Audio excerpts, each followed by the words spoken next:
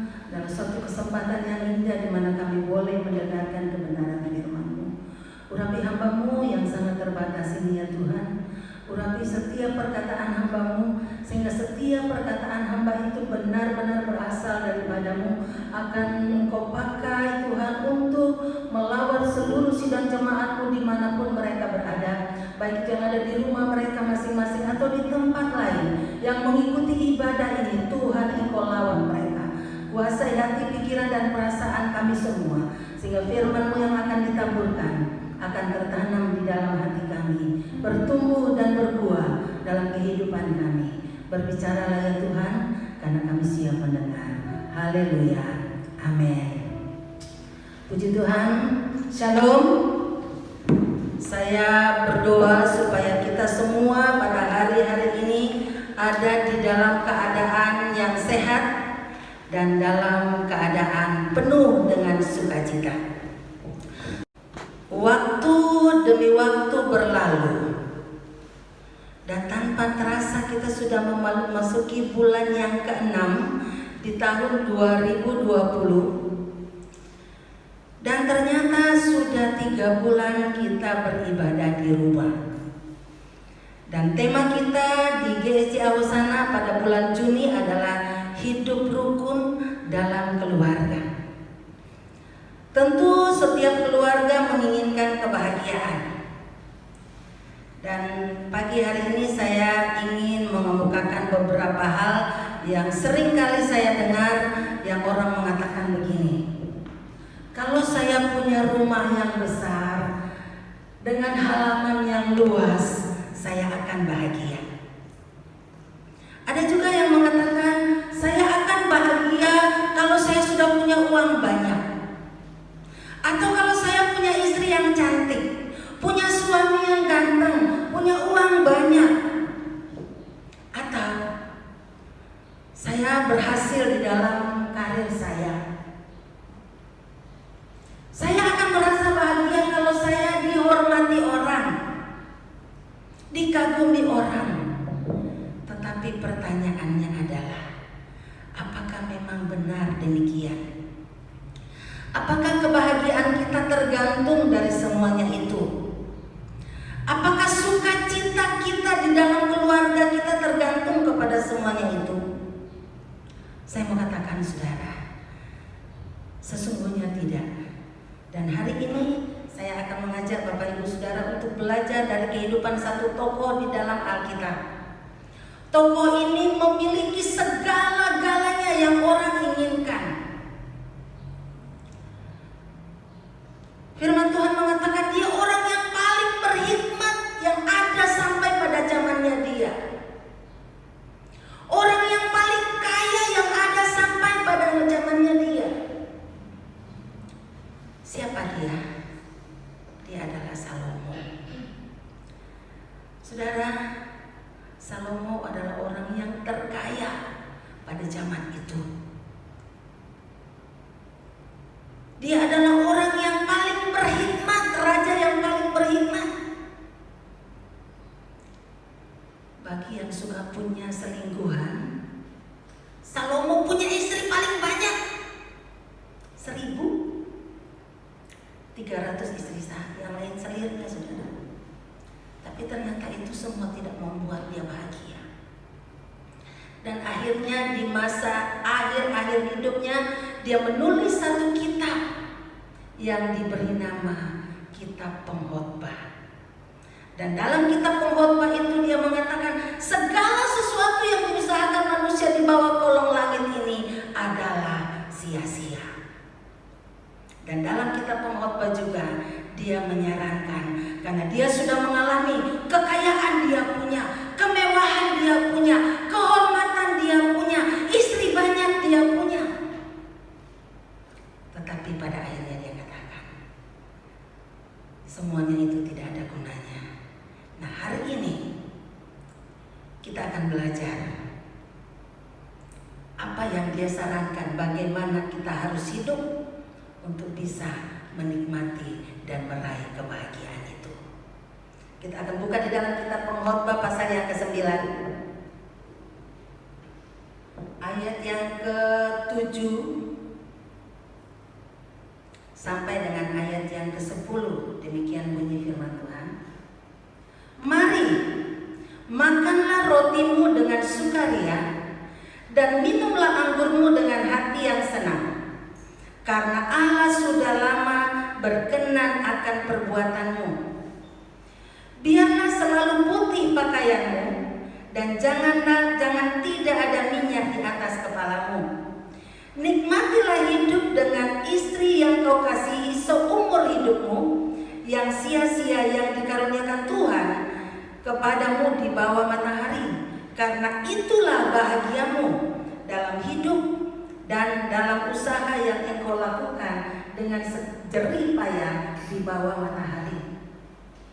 Segala sesuatu yang dijumpai tanganmu untuk dikerjakan, kerjakanlah itu sekuat tenaga, karena tak ada pekerjaan, pertimbangan, pengetahuan, dan hikmat dalam dunia orang mati, kemana engkau akan pergi.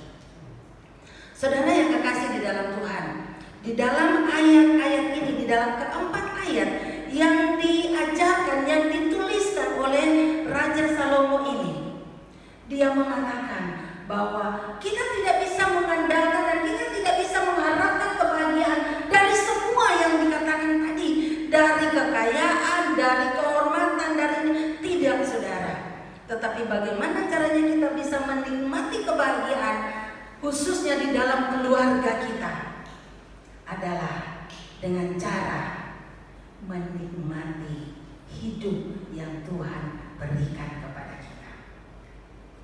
Saudara, menikmati hidup dan berkat yang Tuhan sudah berikan kepada kita sampai saat ini, apapun yang ada pada kita, mari kita menikmati. Bagaimana caranya kita menikmati dan meraih kebahagiaan? Dengan cara menikmati hidup. Dalam ayat ini, dalam ayat-ayat ini, saya menemukan ada 3 hal yang Salomo sarankan. Yang pertama, di dalam ayat yang ke-7 di sini dikatakan, mari, makanlah rotimu dengan sukaria dan minumlah anggurmu dengan hati yang senang, karena Allah sudah lama berkenan kepada perbuatanmu. Di sini dikatakan mari. Kata mari itu berarti suatu undangan.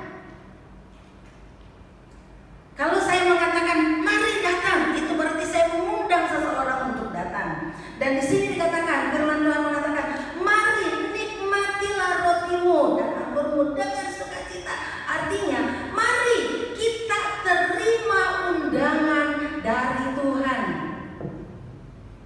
Mari kita diundang oleh Tuhan untuk menikmati kebahagiaan yang Tuhan sudah sediakan bagi kita.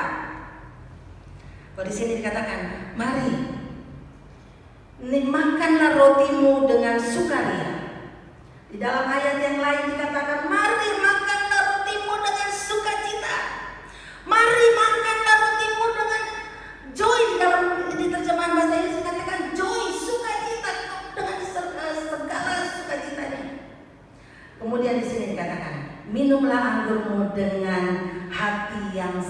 mana. Itu satu undangan dari Tuhan.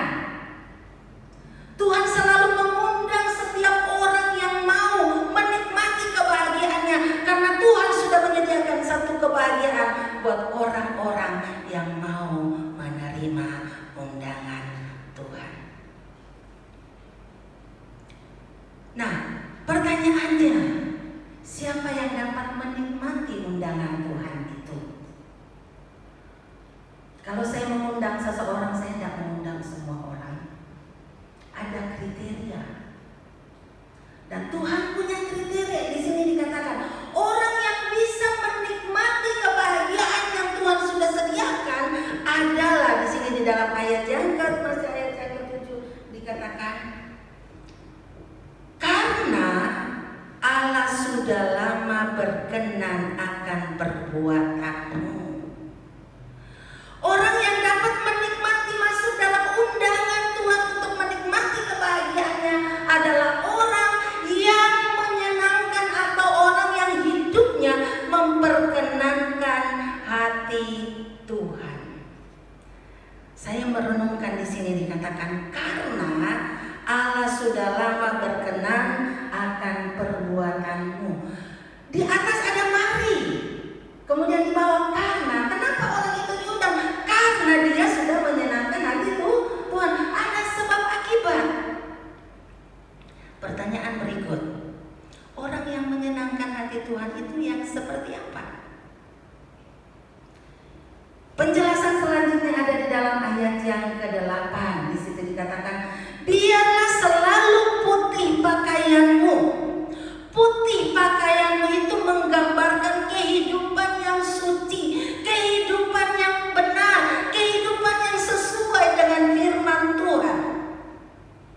Kalau saya mau supaya saya bisa menikmati kebahagiaan, masuk dalam mengikuti undangan yang untuk menikmati kebahagiaan Tuhan, maka hidup saya harus taat kepada firman Tuhan. Pakaian suci, pakaian putih menggambarkan kekudusan.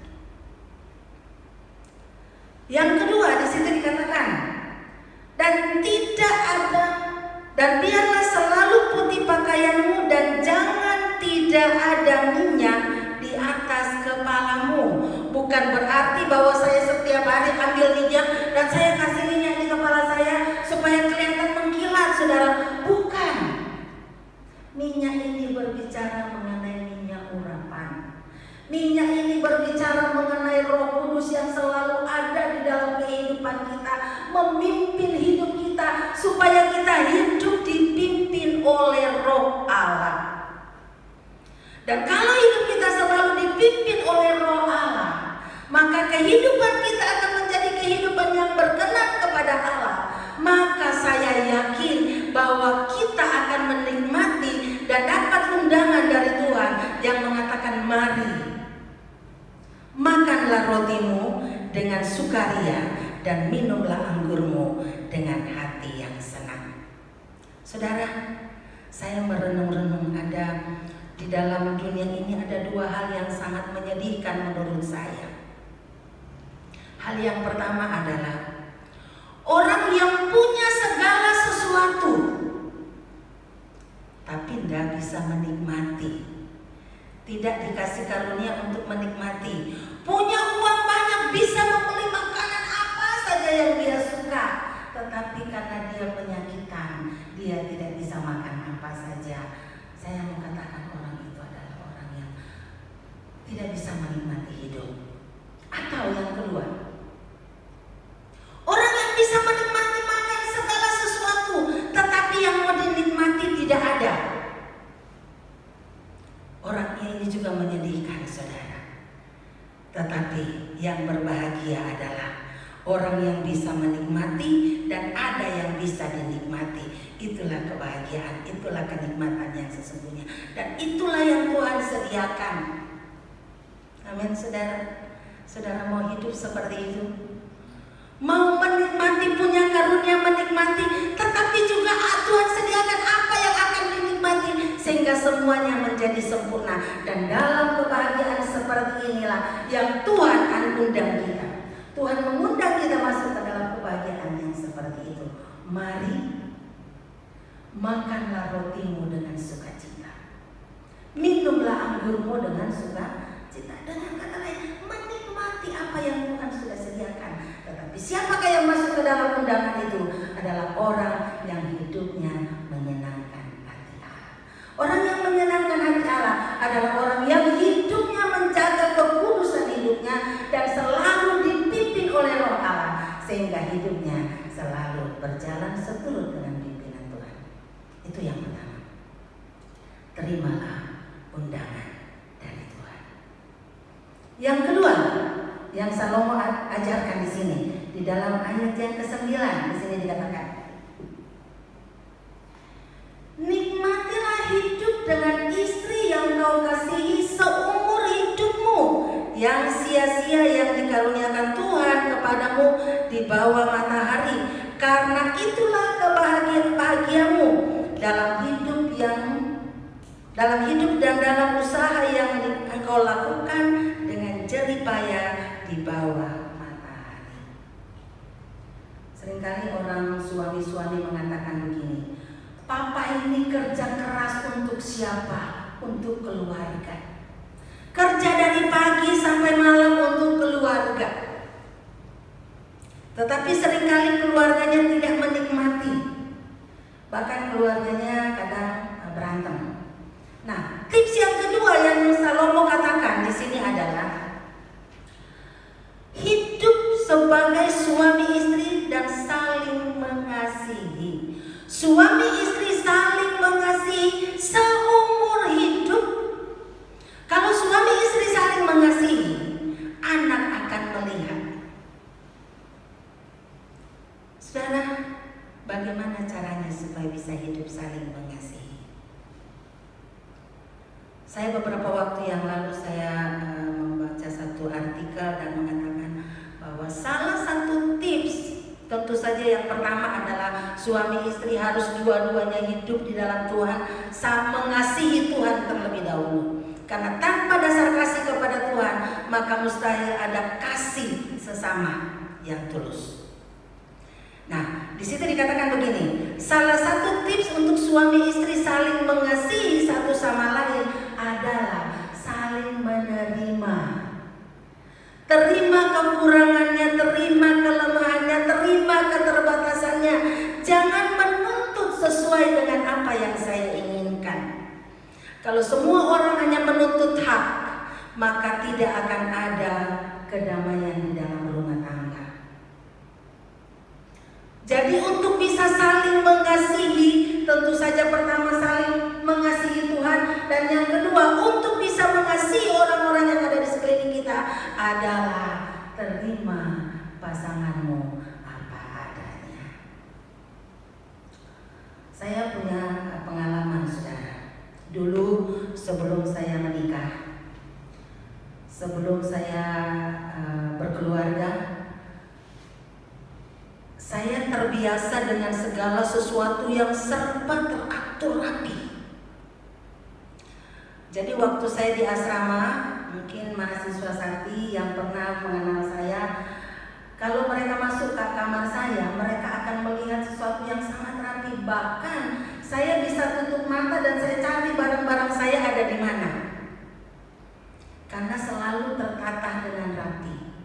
Tetapi waktu saya sudah menikah, saya mulai berpikir, kalau saya mempertahankan standar saya seperti ini, maka orang-orang yang ada di sekeliling saya pasti selalu akan marah. Karena apa? Belum tentu orang yang ada di sekeliling saya memiliki standar seperti saya. Dan supaya saya tidak menjadikan orang-orang yang ada di sekitar saya sebagai pelampiasan kemarahan saya karena tidak teratur, saya menurunkan standar saya. Tetapi ada hal yang bisa diturunkan, ada standar yang bisa diturunkan, tetapi ada yang tidak. Kalau itu sesuatu yang berbicara tentang kebenaran dan itu sesuatu yang prinsip, maka itu standar tidak boleh diturunkan. Tetapi kalau standar yang berhubungan bagaimana kebersihan rumah, bagaimana ini tertata rapi persis ini, mungkin kita bisa turunkan sedikit sambil perlahan-lahan kita membimbing tercapai sesuai yang kita harapkan. Kenapa ada terjadi pertengkaran dalam rumah tangga? Karena harapan seseorang tidak tercapai. Suami punya harapan bahwa istri akan seperti ini. Harus selalu dandan yang rapi, harus atur rumah yang sangat rapi, tidak boleh ada berantakan sedikit. Nah, kalau itu tidak terpenuhi, maka suami akan marah. Karena apa? Standarnya tidak terpenuhi, harapannya tidak terpenuhi. Istri, dia berharap bahwa suaminya akan memberikan dia uang sekian, jumlah sekian setiap bulan, tapi kenyataannya tidak. Dia berharap bahwa suaminya akan selalu menyapa dia dengan sangat ramah, tapi kenyataannya tidak. Karena harapan tidak terpenuhi, maka terjadilah keributan di dalam rumah tangga. Kasih tidak terwujud. Tapi kasih adalah menerima kelemahan dan kekurangan pasangan kita. Saudara, Salomo mengatakan, nikmatilah hidupmu dengan istri yang kau kasihi. Karena dia laki-laki, jadi dia berbicara dari sudut laki-laki. Kalau kita sebagai perempuan, kita katakan, nikmatilah hidupmu bersama suami yang engkau kasihi. Bagaimana cara menikmatinya? Yang itu tadi, saling menerima dan saling mengampuni satu sama lain. Amin. Turunkan standar yang bisa diturunkan. Tapi yang bersifat prinsip jangan diturunkan. Ada hal-hal yang bisa dikompromikan dan ada yang tidak. Ya. Roh Kudus akan memimpin kita untuk menerangi pikiran kita, mana yang bisa kita turunkan standarnya dan mana yang tidak. Tetapi kuncinya, nikmatilah. Di sini Salomo mengatakan, nikmatilah hidup dengan istri yang kau kasihi seumur hidupmu. Nikmatilah hidup dengan suami yang engkau kasihi seumur hidupmu. Nikmatilah hidup dengan orang-orang yang ada di sekelilingmu seumur hidupmu. Nikmatilah hidup bersama anak-anak yang engkau kasihi seumur hidupmu. Nikmatilah hidup dengan orang tuamu yang kau kasihi seumur hidupmu. Hidup ini untuk dinikmati. Saya seringkali mengatakan hidup ini hanya satu kali. Kenapa mesti dibikin susah? Mari kita nikmati. Kalau kita selalu mengharapkan yang lain, yang lebih, maka kita tidak akan pernah menikmati hidup ini. Nikmati apa yang ada saat ini. Amin. Resep yang ketiga yang Salomo katakan di dalam ayat yang ke-10, di sini katakan begini. Segala sesuatu yang dijumpai tanganmu untuk dikerjakan, kerjakanlah itu sekuat tenaga, karena tak ada pekerjaan, pertimbangan, pengetahuan, dan hikmat dalam dunia orang mati, kemana engkau akan pergi. Salomo mengatakan, karena ada satu hal di mana semua manusia memiliki persamaan, yaitu kita semua menuju ke dunia orang mati. Nah, selama kita masih ada, selama masih ada kesempatan, kerjakan apa yang bisa dikerjakan tanganmu. Lakukan segala sesuatu yang bisa engkau lakukan dengan segenap hati, dengan sukacita. Syukuri semua yang bisa engkau lakukan. Selalu mensyukuri apa yang ada pada kita. Hidup ini untuk disyukuri. Hidup ini untuk dinikmati. Syukuri bukan begini, syukurin loh. Bukan itu, saudara. Bersyukur dengan apapun yang Tuhan berikan bagi kita.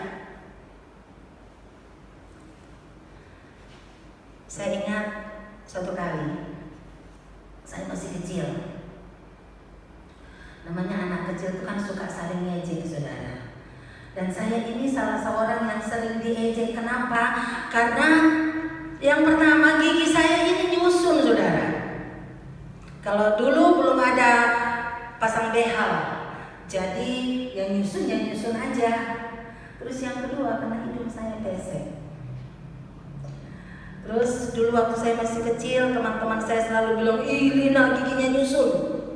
Dan saya selalu mengatakan, "Enggak apa-apa, saya bersyukur gigi saya nyusun, itu berarti cadangannya banyak. Nanti kalau satu copot, tidak yang langsung ompong, karena yang begini, kalau yang satu copot dia jadi lurus." Dan itu menjadi penghiburan buat saya. Jadi saya tidak pernah rasa minder karena gigi saya nyusun, karena saya selalu berpikir bahwa itu berarti saya punya gigi ada cadangannya. Terus kalau mereka bilang, "Ya, hidungnya pesek," saya bilang, "Tidak apa-apa, itu berarti lubang hidungnya kecil. Kalau lubang hidungnya kecil berarti tidak cepat pilek." Padahal itu adalah alasan yang saya buat sendiri, hanya untuk menghibur diri sendiri. Kita selalu menemukan sesuatu yang membuat kita mensyukuri kehidupan kita, sehingga kita tidak menyesali diri, kenapa saya begini, kenapa saya begini. Tetapi hidup ini untuk dinikmati, mensyukuri berkat Tuhan. Saudara, ini 3 tips yang selalu mau berikan kepada kita. Tips yang pertama adalah terimalah undangan Tuhan untuk menikmati kebahagiaan itu yang Tuhan sudah sediakan. Siapa yang akan menerima undangan Tuhan itu adalah orang yang memperkenankan atau menyenangkan hati Tuhan. Orang yang menyenangkan hati Tuhan yang seperti apa? Adalah orang yang menjaga kehidupannya kudus di hadapan Tuhan dan hidupnya dipimpin oleh Roh Allah atau Roh Kudus. Tips yang kedua adalah nikmati hidup bersama dengan keluarga kita, nikmati hidup bersama dengan orang-orang yang kita kasihi, dengan cara menerima kekurangan mereka, menerima mereka apa adanya. Selama kita masih selalu menuntut hak, selama itu kebahagiaan tidak akan pernah kita nemukan yang sesungguhnya. Dan tips yang ketiga adalah mensyukuri semua yang ada, menikmati semua yang Tuhan berikan kepada kita, dan melakukan apapun juga dengan segenap hati kita. Saya akan menutup firman Tuhan ini dengan satu ilustrasi yang saya pernah baca. Suatu saat ada seorang yang datang kepada seorang psikiater dan mengatakan, "Pak, saya ini mau susah karena saya selalu mengharapkan bahwa orang-orang yang ada di sekeliling saya itu sempurna. Dan karena saya tidak pernah menemukannya, maka saya tidak pernah bahagia." Kemudian psikiater itu mengatakan begini, "Oke, kebetulan di depan sana ada taman bunga. Kamu pergi ke taman bunga itu, kemudian kamu berjalan dari satu ujung ke ujung yang lain. Kamu cari, kamu petik satu bunga yang paling bagus menurut kamu dalam taman bunga itu. Tapi syaratnya tidak boleh menoleh ke belakang, tidak boleh mundur. Jadi kamu hanya jalan terus." Kemudian dia mengikuti saran itu. Dia pergi ke taman bunga itu, dan di taman bunga itu memang ada begitu banyak bunga. Dia lihat, ini bunga bagus. Tapi dia berpikir, enggak, ini belum yang terbaik. Dia jalan lagi. Ternyata sampai ke ujung sana tidak ada satu bunga pun yang dia petik. Kemudian waktu dia sampai di ujung sana, psikiaternya datang dan tanya, "Bunga yang kamu petik mana?" Dan dia katakan, "Tidak ada." "Kenapa?" "Iya, karena sebenarnya tadi itu waktu di tengah-tengah itu sebenarnya ada yang bagus. Tapi saya berpikir mungkin di depan masih ada yang lebih bagus. Saya tidak ambil, karena kan tidak mau." Nah, ternyata setelah sampai di sini tidak ada lagi yang saya temukan. Tapi kan saya nggak bisa mundur. Jadi akhirnya saya nggak dapatkan. Dengan kata lain, dari ilustrasi ini kita mengatakan bahwa di dalam dunia ini kita tidak pernah akan puas dengan apa yang ada. Karena kalau sepanjang kita masih mengharap bahwa ada yang lebih baik, ada yang lebih baik, ada yang lebih baik, daripada terus mengharapkan sesuatu yang belum ada di depan kita, mari kita syukuri menikmati apa yang ada di depan kita. Amin, saudara. Firman Tuhan pada pagi hari ini, biarlah ini mengingatkan kita bahwa kalau saya mau meraih kebahagiaan di dalam rumah tangga saya, kalau saya mau menikmati kebahagiaan di dalam rumah tangga saya, maka saya harus belajar dari firman Tuhan. Saya tidak boleh menuntut kesempurnaan untuk mengharapkan satu kesempurnaan dan hanya mau bahagia kalau saya meraih kesempurnaan itu, karena kesempurnaan itu tidak akan pernah didapatkan di dalam dunia ini, termasuk dari pasangan kita. Mari kita akan tunduk kepala. Kita akan mempersiapkan hati kita untuk masuk dalam perjamuan kudus.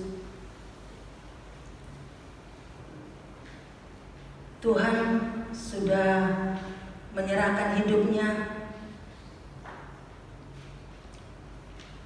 untuk keselamatan kita.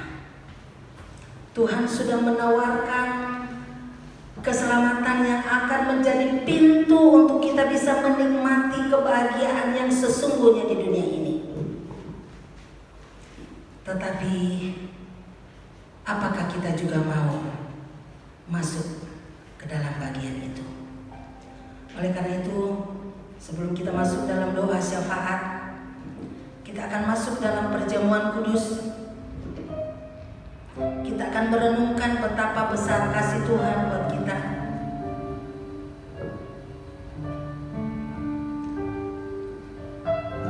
Sebelum kita masuk dalam perjamuan kudus, mari kita akan berdoa bersama-sama.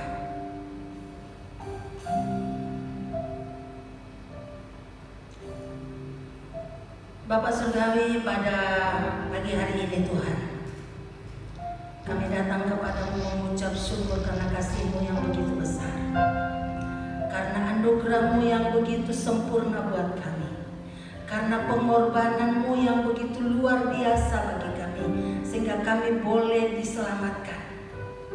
Dan kami mau menikmati kebahagiaan yang Tuhan sudah sediakan bagi kami.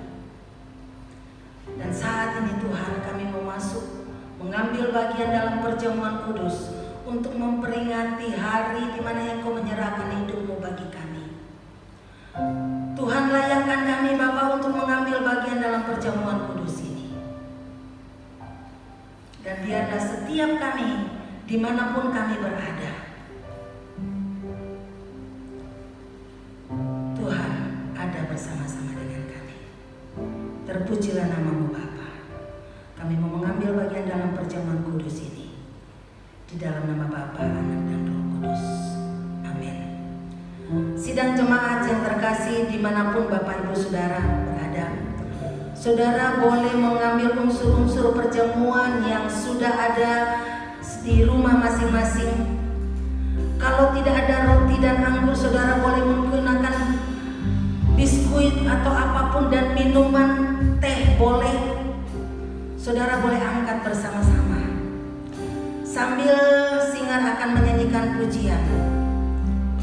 Aku mau jadi roti yang terpecah bagimu. Aku mau jadi roti yang terpecah bagimu. Aku mau jadi yang tercurah bagimu. Aku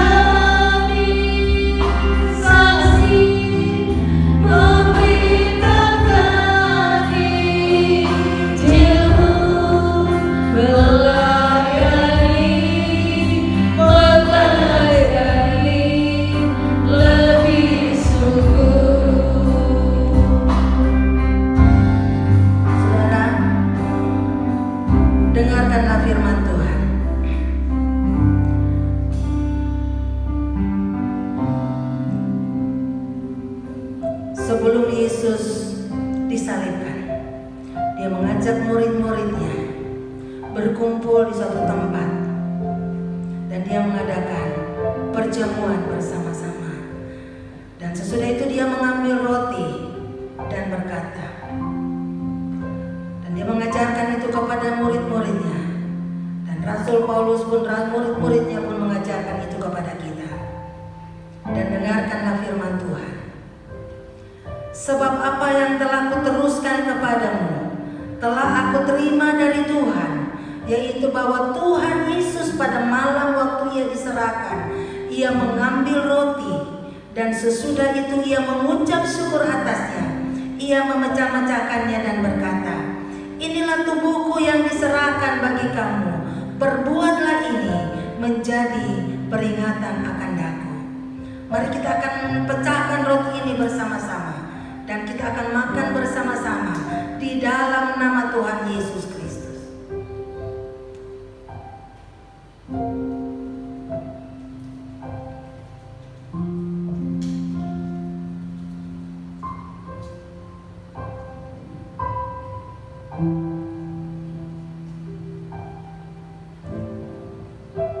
Demikian juga ia mengambil cawan sesudah makan lalu berkata, cawan ini adalah perjanjian baru yang dimeteraikan oleh darahku. Perbuatlah ini setiap kali kamu meminumnya menjadi peringatan akan aku. Mari kita akan minum bersama-sama dalam nama Tuhan Yesus.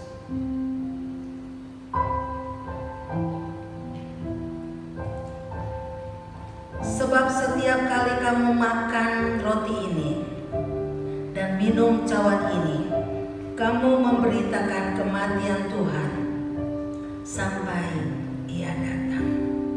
Mari kita akan ambil waktu sejenak untuk kita mengucap syukur kepada Tuhan. Kita mengucap syukur kepada Tuhan untuk kasih-Nya. Dan apakah kita mau berkata kepada Tuhan, Tuhan, aku mau menjadi roti yang terpecah bagimu. Aku mau menjadi anggur yang tercurah bagimu. Aku mau menjadi saksi untuk memberitakan kasih-Mu kepada dunia ini. Haleluya Yesus. Haleluya, haleluya Yesus. Kalau saudara ingin membuat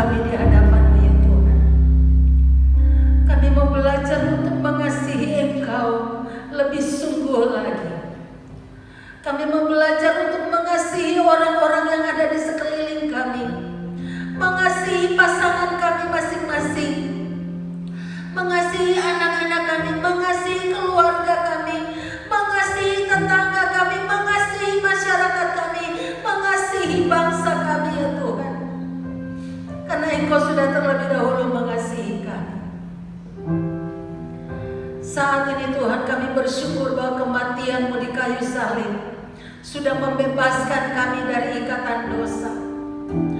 Kematian-Mu di kayu salib memberikan jaminan bagi kami bahwa dosa kami sudah diampuni.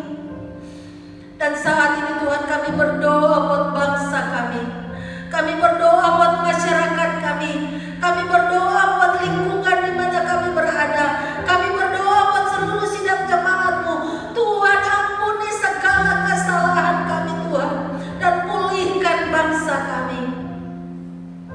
Kami rindu situasi yang ada sekarang ini dipulihkan menjadi keadaan yang lebih baik ya Tuhan. Kami rindu Tuhan agar kehidupan kami boleh kembali normal seperti sedia kala. Kami boleh beribadah dengan leluasa. Kami boleh bekerja dengan leluasa. Kami boleh bersekolah dengan leluasa. Kami boleh bersekutu dengan Engkau dengan bebas ya Tuhan. Tuhan tolong kami. Pulihkan bangsa kami. Beri hikmat kepada pemimpin-pemimpin kami. Mulai dari presiden dan wakilnya dan sampai kepada jajaran yang terendah. Tuhan Engkau beri hikmat kepada mereka. Engkau beri hikmat kepada para penegak hukum ya Tuhan untuk menegakkan aturan-aturan yang sudah dibuat oleh pemerintah kami. Kami berdoa buat orang-orang yang bekerja di bidang kesehatan, para dokter, pada perawat yang merawat orang-orang yang sakit. Tuhan berikan kekebalan tubuh kepada mereka ya Tuhan. Dan sebagai warga negara Tuhan tolong kami agar kami selalu belajar untuk taat kepada Tuhan, kepada pemerintah, kepada semua orang-orang yang mengatur kehidupan kami. Terima kasih Tuhan, kami percaya bahwa dengan Roh Kudus-Mu ada di dalam kehidupan kami. Roh Kudus-Mu memimpin hidup kami, maka kami akan dimampukan untuk hidup berkenan kepada-Mu. Dengan Roh Kudus menguasai kehidupan kami, kami akan dimampukan untuk hidup kudus, hidup taat, sehingga kami akan menikmati undangan daripada-Mu ya Tuhan. Biarlah Tuhan akan menolong kami, mengalirkan kasih-Mu di dalam hati kami, sehingga kami boleh mengasihi orang-orang yang ada bersama-sama dengan kami. Dan biarlah kami selalu bersyukur dengan semua yang Tuhan sudah berikan bagi kami, yang ada bersama kami, yang ada di hadapan kami saat ini ya Tuhan. Terima kasih Tuhan, terpujilah nama-Mu. Sidang jemaat yang dikasihi oleh Tuhan dimanapun saudara berada, mari saya undang saudara untuk bangkit berdiri.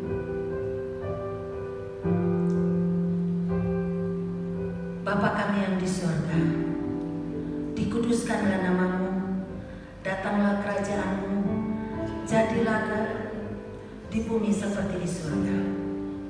Berikanlah kami pada hari ini makanan kami yang secukupnya, dan ampunilah kami akan kesalahan kami seperti kami juga sudah mengampuni orang yang bersalah kepada kami. Dan janganlah membawa kami ke dalam pencobaan, tapi lepaskanlah kami daripada yang jahat. Karena Engkau yang mempunyai kerajaan dan kuasa dan kemuliaan sampai selama-lamanya. Angkatlah kedua tangan saudara di hadapan Tuhan dan terimalah